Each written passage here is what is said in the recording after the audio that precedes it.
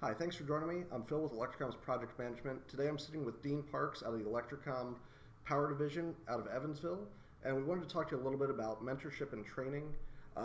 Currently, Dean's been with the company for a little over 5.5 years, and he's been a foreman out in Evansville for about 3 years. And Dean was telling me earlier he's actually got a pretty large crew that's sometimes divided into multiple areas. Dean, can you tell us a little bit about it? Yeah, I'm in charge of all the district work for the Evansville, or for Vectren down here in Evansville.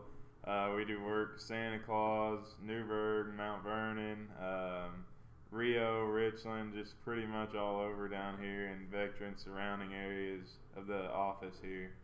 So, with your crew being divided pretty frequently, it takes more effort to keep them intact and make sure that everybody's doing what they need to be doing, doesn't it? Oh yeah. Luckily though, I have some pretty good guys in place that I can rely on, and they don't really need me there all the time, so I'm free to visit job to job daily, and I don't have nothing to worry about. With such a large crew, how much turnover do you have on your job? Not a whole lot really in the district crew. I'm usually pretty good about keeping guys around. I don't know, I've just been lucky this year. Previously, I've had some turnover. How often do you typically get a new employee? Maybe one guy every 2-3 months. What does it look like when the new employees come to your jobs? Most of the time, they're very inexperienced, whether they be right out of high school or come from a completely different trade. We've set them up with one of my more experienced guys, whether it be Brandon Hester, Eddie, or Jimmy, and they kind of show them the ropes. So do you get an understanding of what their baseline knowledge is before you start developing on that? Yeah, usually you can tell right away when you start talking to somebody what they know or don't know. And I mean, we get all kinds of different breeds, I guess, around here. You can fill them out pretty easily after a while. So what does training that individual look like? Most of the time, well, all the time, we just do on-the-job training, and really all you can do is put them with an experienced guy that does know what they're doing, and hopefully they catch on. We do have a couple deals that once in a while we send them to Vermeer. They have a pretty decent school for potholing and spotting utilities. It seems to help guys out a little bit, and Larry likes sending them over there.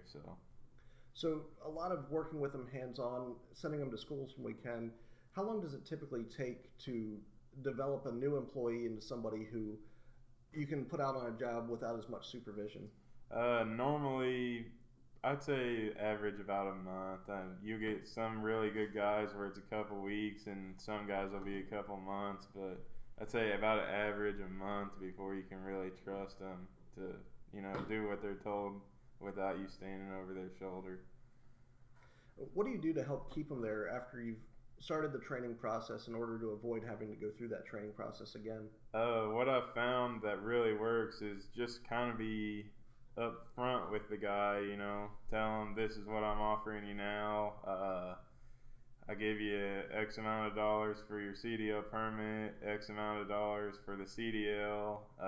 You come 90 days without missing a day of work I know guys miss for doctor's appointments or emergencies, but if they just don't miss for any reason, we normally give them $1 after 90 days. And that seems to work pretty good. So there are monetary benefits to sticking around. They've also got benefits that kick in through Electricom. Does that play a big role in the retention? Most of the guys that we get around here are real young guys, and they don't really seem to care a whole lot as much as your older guys about the benefits. But the benefits are, I think, a big deal for retention for when you hire operators and things like that. They really do care about the benefits. And you talked a little bit earlier about your different leadership styles and how you use that to help with retention as well. Could you go into that? Yeah, what I've kind of learned is you can't just have one style of leadership. you know, every guy is a little different. There's some people on my crew, such as like a Jimmy Hamilton. You can't go out and just scream at Jimmy and expect things to get done. It's more of we have a mutual respect for each other, and then, you know, other guys, you know, they respond better when you go out every day and you're on them constantly. It's just different styles for different guys. You know, you just gotta fill the guy out and see what he responds better with. So we've talked about a couple different ways. Once we get the employees in, retaining them through the monetary benefits, being adaptive in our leadership style in order to help keep them here. Really appreciate your input. And anything else you'd like to say? No, thank you. Thanks for watching. If you've got any questions, please let me know.